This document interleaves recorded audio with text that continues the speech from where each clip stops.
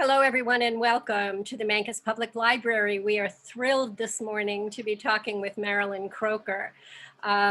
Somehow the name Marilyn is synonymous with arts and music in our community, and she's such a treasure. I'm so happy you're here. We love to do in-person programming, but thanks to COVID, we are learning how to Zoom it, and that's what we're doing this morning. So welcome. Hello, Marilyn. Thank you for being with us. Good morning.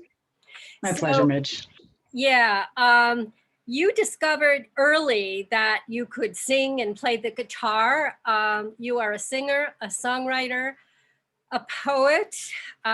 You work in metals and enamel. You've recently, well, a few years ago, begun to do watercolors. There's just, I don't think anything that you can't do. And you've been artist in residence at Mesa Verde a couple of times, once for singer-songwriting and another time for your watercolors. So I'd like to begin by just, how was that experience for you at Mesa Verde, being an artist in residence? Oh my goodness. Somebody mentioned to me once that places have a feel. There is certainly nothing ungodly about that. It's a very real thing. And Mesa Verde has a very heavy feel. It's not always pleasant. It's always powerful, though. It is always powerful. It was a wonderful privilege. They house you in a yurt, or excuse me, I should say a hogan, with running water and electricity. You get the keys to the kingdom and a radio and a lot of paperwork. They want to know where you are. But as artists in residence, you're actually allowed to see more things than you would imagine. That's awesome. In terms of ruins. Yeah, that is awesome. It was amazing. So Marilyn, when in your life was that moment, or was there a moment when you just said to yourself, okay, Marilyn, I'm an artist? Did that happen, or was it a gradual? I always knew that I was not designed to sit behind a desk all day long. I couldn't even work in a grocery store that didn't have windows. And so many of those lessons felt like failures. Like I just couldn't find what I was supposed to be doing. But in a gradual way, I became aware that happiness was the answer. And I was very happy when I threw a pot or when I picked up that brush.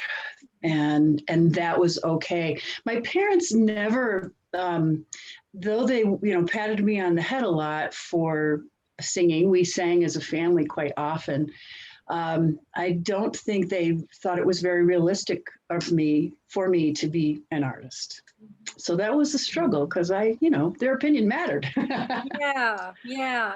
I'm hoping that folks who are going to be watching this, especially our young people, will take inspiration from that, because it sounds to me as if your heart always knew and you just had to follow that. Yeah. I know that you're right. Yeah. So I think that everyone has inspiration. Who or what were your inspirations as you were developing into the amazing woman artist that you are now? Musically, I would say my inspiration had to be Joni Mitchell, the poetress, and her storytelling skills. I was enamored with that. And when it comes to painting and other art forms, I went to the library lately and looked at all the books available on how to do art. This was in anticipation of the Borough Fest. I was responsible for, creating artwork on the street, no pressure there. And once I went through those books, I realized that it doesn't matter. It doesn't matter what everybody else is doing. You do your thing. So I honestly had to keep blinders on from time to time in my life about what everybody else was doing. It was more important to figure out what I was doing. that all That right? authenticity, I so admire that. Yes, that's a really beautiful, salient point that you bring up. So, what was your inspiration to get into clay, to throw that first pot? How did that come about? This gets heavy very quickly. There was a potter in town, Winston Wigand was his name. He was in the space that's Becky's salon right now. I had been doing poured ceramics in town as well. And while that was fun and an obvious good step in the right direction, it wasn't everything. But Winston was kind enough to take me under his wing. He gave me lessons in exchange for taking care of his kids. I kept his shop open sometimes and I could throw while he was peddling pottery. Right about then, a major shift in my life occurred in terms of a divorce, and it was my lifeline. It was my lifeline and a pure pleasure to do it. They don't call it centering for nothing. When you sit down on a wheel with a lump of clay, you get that thing centered, and it can be meditative as well. So, I first knew you as a singer-songwriter, and you do, I should mention, have quite a few, 3, 4, I don't know, I've lost count, CDs out there that I hear on the radio occasionally and play in my home often. I first knew you as a singer-songwriter, musician, and then as a potter. And as your talent just grew and you evolved as an artist, you started doing work in metal. Can you talk a little bit about that? Sure. Well, I've always been an explorer, and I was hanging around with the blacksmith, Steve Williams. Yep. And I recognized that I wasn't going to be that heavy metal kind of person. Got to preserve your hands as a potter. I don't like that much heat in my life, and I don't like that much coal. So copper is far more malleable and easier to handle, and I think it's prettier than steel. It also takes to enamel quite beautifully. So that was a process. I do believe I hit the library for books on that. If nothing else, I bought them because they're here. Okay, all right. And then, excuse me, as again, the evolution is happening, you opened Raven House. How many years ago now? Raven House has been in business for 12 years. Wow. I was yeah. Wow.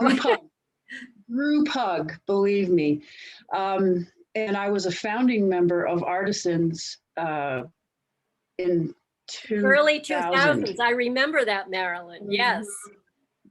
So 22 years doing business downtown. Oh my goodness. And then, as if you hadn't accomplished and become skilled at enough things, you decided to do watercolors. Can you talk about that evolution? Sure. After potting all day long, I gave myself a little bit of a break and played. That's the key word. I started to play with watercolors. And at first it was, 20 minutes after a long day's worth of clay.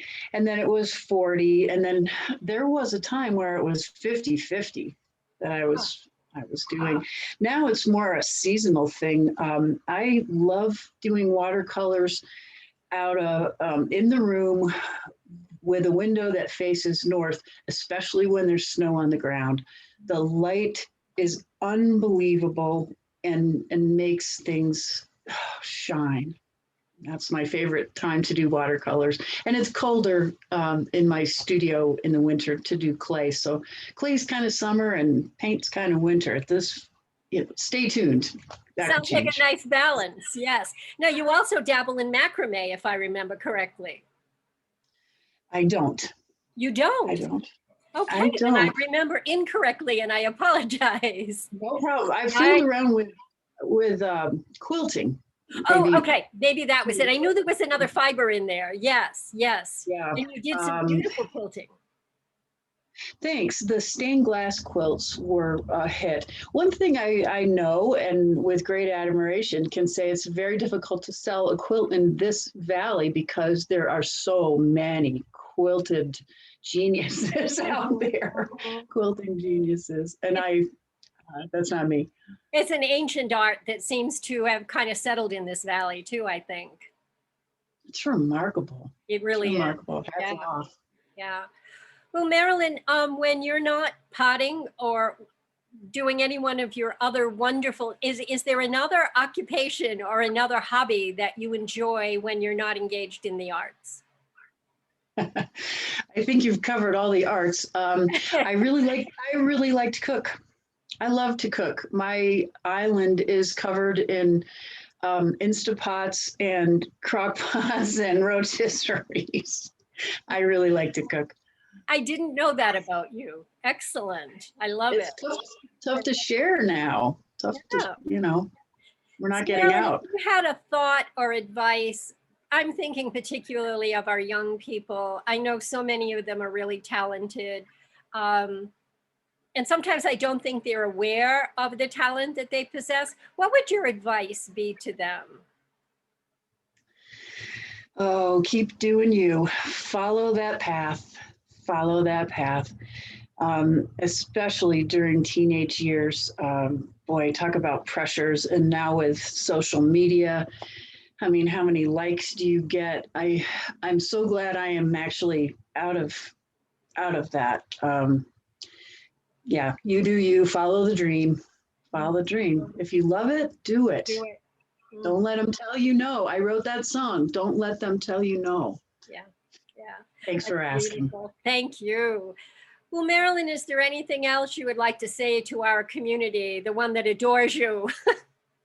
It's mutual. It It's shows. mutual. It shows. I love our. Oh, we All must right. be done.